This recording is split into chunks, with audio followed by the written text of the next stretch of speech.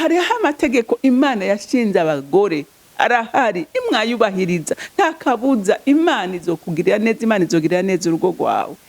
Hari amategeko abana bafise Imana yatanze, nimwayubahiriza muzorambira mu gihugu, muzobona ibyiza. Abarongozi barongoye igihugu nibitondera amategeko y'Imana nta kabuza umugisha w'Imana uzoba ku gihugu. Ariko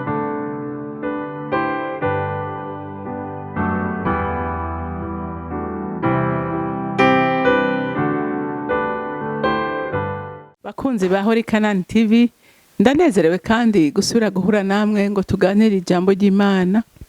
Ariko imbere yo dutangura kuganira, reka dusenge. Nta usa nawe data, nta uringaniye nawe, uri umwizigirwa kandi uri umunyabuntu.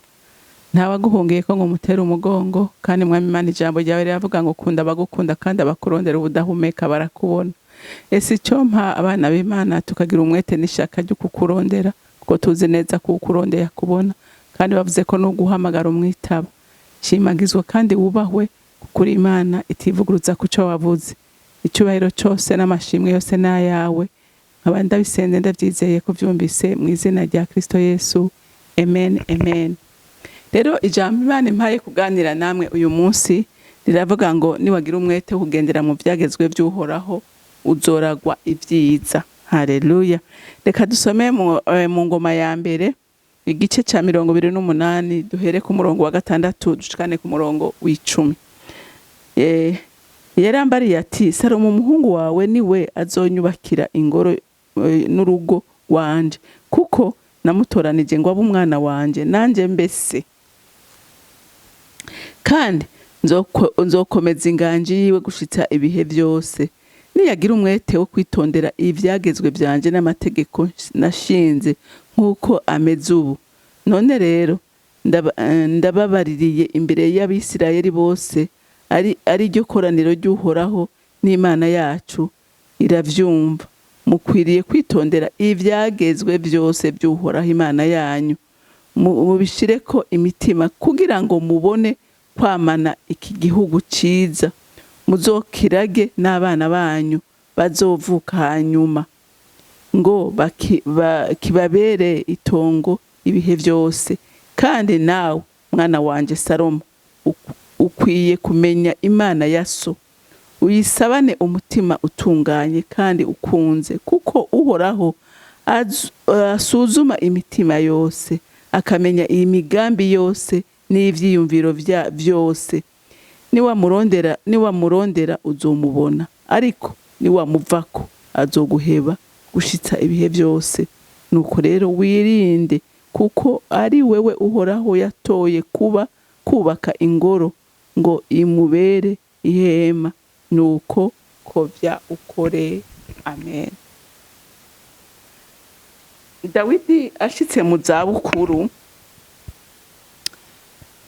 akoranya ubwoko bwa Isirayeli, akoranya imiryango yose, hanyuma ngo aca arababwira icyo yavuganye n'Imana. Bantu b'Imana, n'ubu ndasubiye kugutera umwete nanjye nitera umwete. Rondera Imana, wironderana umwete. Mutima wanje rondera Imana, wironderana umwete, kuko Imana izokwama ikwibira ibanga, izokwama ikubwira imigambi yayo ku buzima bwawe. Haleluya. Kandi Imana ikubwiye imigambi yayo ku buzima bwawe n'ukuri uraroranirwa. Ariko iyo ugenda nk'ikigenze kitagira gahunda, n'ukuri ke urazimira. Haleluya. Kuko umuco wacu ni Kristo. Haleluya. Umuco w'amaso yacu w'imitima ni Kristo. Rero Dawidi avugana n'Imana iramubwira ati umwana wo gusigara ku ngoma yawe ni Salomo. Kandi Dawidi yari yarifuje kubakira Imana.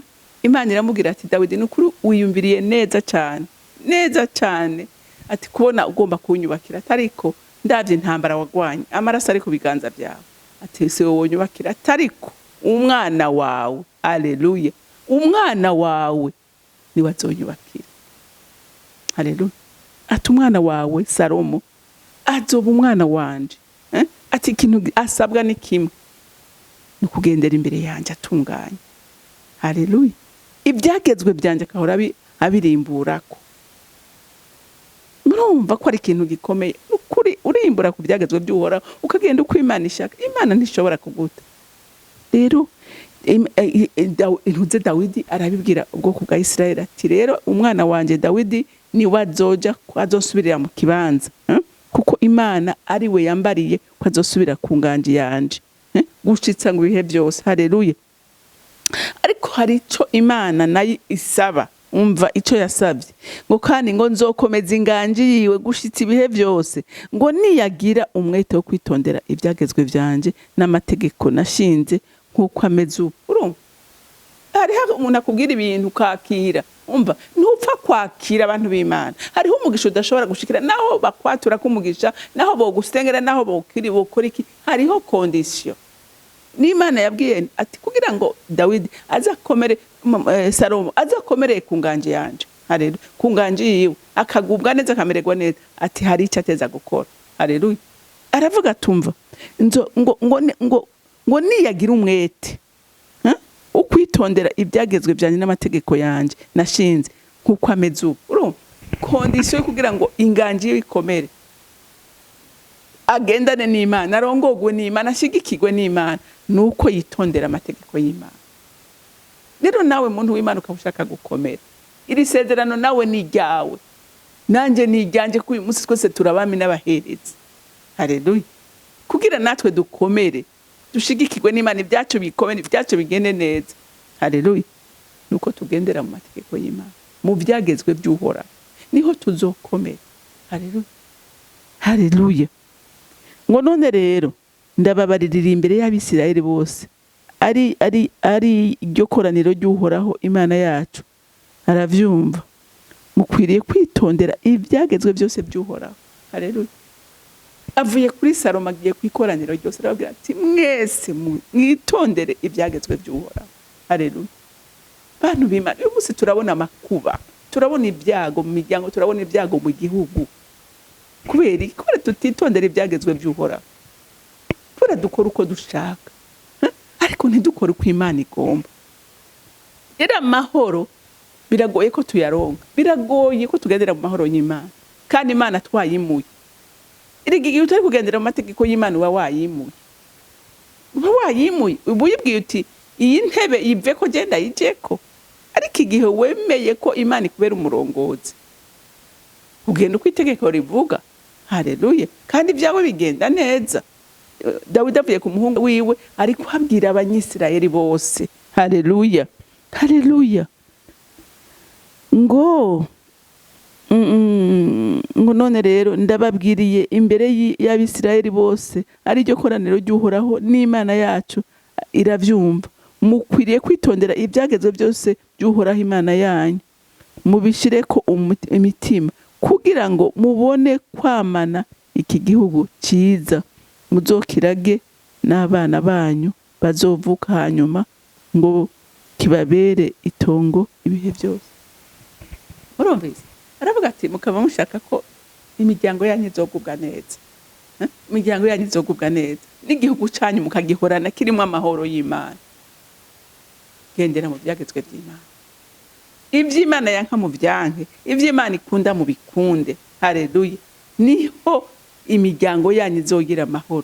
Muntu w'Imana, ndiko ndakubwira amategeko arahari, amategeko arahari. Imana yashinze umuryango, amategeko arahari. Imana yavuze ku gihugu, abarongozi barafise amategeko bagenderwako. Haleluya. Niwayitondera nta kabuza umuryango wawe uzoba amahoro. Nta kabuza hariho amategeko agenga umuntu ku giti ciwe. Niwizera ayo mategeko y'Imana, Imana izoguha umugisha, ubugingo bwawe buzoba amahoro. Haleluya. Urugo rwawe niwitondera ibyagezwe Imana igera. Haleluya. Urugo rwawe ruzobamwe amahoro, abana bazohabwa umugisha, kuko hari itegeko rihabwa umugabo. Iryo niwaryubahiriza nk'umugabo, nta kabuza Imana izovumerera urugo rwawe rurimwe amahoro. Hariho amategeko Imana yashinze abagore, arahari. Imwayubahiriza nta kabuza Imana izokugirira neza, Imana izogirira neza urugo rwawe. Hari amategeko abana bafise Imana yatanze, nimwayubahiriza muzorambira mu gihugu, muzobona ibyiza. Abarongozi barongoye igihugu nibitondera amategeko y'Imana, nta kabuza umugisha w'Imana uzoba ku gihugu. Ariko nimwaca kubiri n'amategeko nayo izoba kure yacu, izoba kure yacu twese.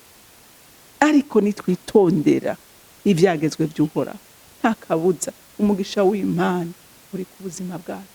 Haleluya, haleluya, nta kabuza abana bacu bazogira umugisha. Ingene babwira nukuri, tukaba dushaka kuraga umugisha abana bacu, twubaha amategeko Imana ivuga. Haleluya. Imana ni Imana ihezagira, ngo umva ngo gushika kurunganwe gwa kane, kandi ni Imana ishobora guhana gushika kurunganwe gwa kane, kandi urunganwe n'imyaka 100. Haleluya. Ibaze gukora icyaha zikazokwegera uruvyaro imyaka 100, ariko ugakora icyiza noneho umva urunganwe rugaheza sinijana sini urunganwe gwa kane n'imyaka 1000 bari munsi y'umugisha wawe. Haleluya. Murumva ko dufise uburenganzira bwo gutanga umugisha no kuwaka abantu, tukawaka uruvyaro rwacu, tukaka umugisha igihugu kubw'amakosa dukora. Haleluya. Duhindukirira Imana, abantu b'Imana, duhindukirira Imana. Hari ibyo twimitse, hari ibyo twagize ivya mbere, ariko nagira nkubwire ko ibyara ubusa. N'ubusa n'umuyaga twarabonye ko ari amashurwe, twarabonye ko ari ibintu byo Imana irashobora kubihuha, urumva ikabihuha ibintu bikabusa, ibyo wari wegamiye Imana ikabisitura, ikabumva ugacika ubusa. Ibyo wari wubakiye ko bigasenyuka, ariko ubakira ku mwami Imana. Haleluya. Uwo ntazokumara amazi. Ngo kandi nawe mwana wanje Salomo ukwiye kumenya Imana.Yesu. Urumva ariko urumva aho umubyeyi ahagarara akavuga ngo mwana wanje wizera Imana yanje. Haleluya. Wizera Imana yanje. Dawidi yari yanywanye n'Imana, yagendanye n'Imana, yizeye Imana, Imana imuwere mutabara. Aravuga ati mwana wanje nawe ndakwifuriza kumenya Imana ya yindi yantabara, ya yindi yangirira neza, uzuyizere mwana wanje. Mbega uyu munsi wumva nawe wohagarara ukavuga ngo mwana wizera Imana yanje, ugera ikirenge mu canje, umva wo bivuga wa mubyeyi, umva wo biraga umwana wawe. Haleluya. Dawidi aravuga ati umva Imana.Yesu, uzowizera Imana.Yesu, uyisabana umutima utunganye. Rero uyisabana umutima utunganye ari mwica. Haleluya. Umutima utunganye kandi ukunze, ngo kuko Uhoraho asuzuma imitima yose, akamenya imigambi yose n'ivyiyumviro byose. Urumva Imana ntacyo woyihenda, Imana ntacyo woyihisha, kuko imenya ikiri mu mutima wawe, imenya ivyiyumviro byawe n'ibyo utariyumvira irabizi, n'imigambi ufise Imana irayizi. Haleluya. Rero aramubwira ati ntuze wibaze ngo ukanga abantu, henda abantu, ariko Imana imenya ikiri mu mutima wawe. Haleluya. Ariko amutekerera amajambo akomeye, bikurazi ko ari n'abavyeyi badafise n'ijambo bashaka kubwira abana babo. Udashobora kugira ikintu wiba mu bana bawe batagira ikintu bashaka kukwibukirako. Urumva n'ikibazo. Imana idufashe. Haleluya. Ngo niwamuronderana niwamurondera uzomubona, ariko niwamuvako azokuheba gushitsa bihe byose. Urumva uzo muronderana umwete, niwamuronderana umwete uzomubona, uzobona Imana yawe niwayironderana umwete. Ngo ariko niwayivako, nukuri Imana irakure, Imana irakwibagira, ikagutegereza gushika we uhindukiye, ntizogusanga ahuri. Hari kibanzi gukeneyemo, niwakivamwo birakuraba, ntizogusangayo. Haleluya. Ngo nuko rero wirinde. Urumva ariko aramubwira ati mwana wa uze wirinde, uze wirinde, ntuzove mu byagezwe by'Uhoraho. Haleluya. Ngo uze kwegera ibyaha igihugu, ngo kuko ari wewe Uhoraho atoye kubaka ingoro ngo imubere ahera, nuko kovya ukora. Urumva arabubwira ati wewe niwifate nk'usanzwe, uri udasanzwe mu nyunga z'Imana. Imana yagutoranije mu bandi benshi. Haleluya. Najewe umva kwitantoranije, itoranije wewe. Ati none wiyubare, ati wiyubare, ati kandi ugira umwete wubaka iyo ngoro. Haleluya. Haleluya. Muntu w'Imana nawe waratoranije, ico kibanza urimwo uyu munsi gikoremwo neza kuko waratoranijwe, kuko Imana izokubaza ndakubwiye. Ahurira akeneye ko uhahagarara neza ukakora neza kugira usigeho amateka mazima. Haleluya. Baze bavuga ati haraciye umugabo, haraciye umugore, haraciye umusore, haleluya, haraciye inkumi. Amen. Rero shikama ushira amanga. Amen. Shikama ushira amanga. Ni wizera Imana ugakora iko ishaka, nta kabuza uzogirirwa neza. Haleluya. Izina ryawe ntirizokwibagirana. Dawidi uyu munsi turiko turamuvuga ko hari ico yakoze. Salomo uyu munsi turiko turamuvuga ko hari ico yakoze. Haleluya. Ntiwopfa kuvugwa ataco wakoze. Imana yo mwijuru ibampera umugisha. Mana uri gitangaza, udukebura uko bukeye nuko bwije mu ijambo ryawe. Ndasengera umuntu wese mwami Imana uyu munsi ariko agenda uko bidakwiriye nuko bitabereye, ahindukirira Imana, kuko Imana iteze ibiganza bitegeye bose. Girira neza abahungu n'abakobwa bawe, abagabo n'abagore bose, ubaye imbaraga mwami Imana zuguhagarara neza mu bikorwa bahamagariwe gukora kugira ngo bubahishe izina ryawe. Ndagushimiye kandi ndakuninahaje, icubahiro cyose n'amashimwe yose aba yawe, ni mu izina rya Kristo Yesu senze nizeye ko byumvise. Amen, amen. Mwarahezagiwe, mugira umunsi.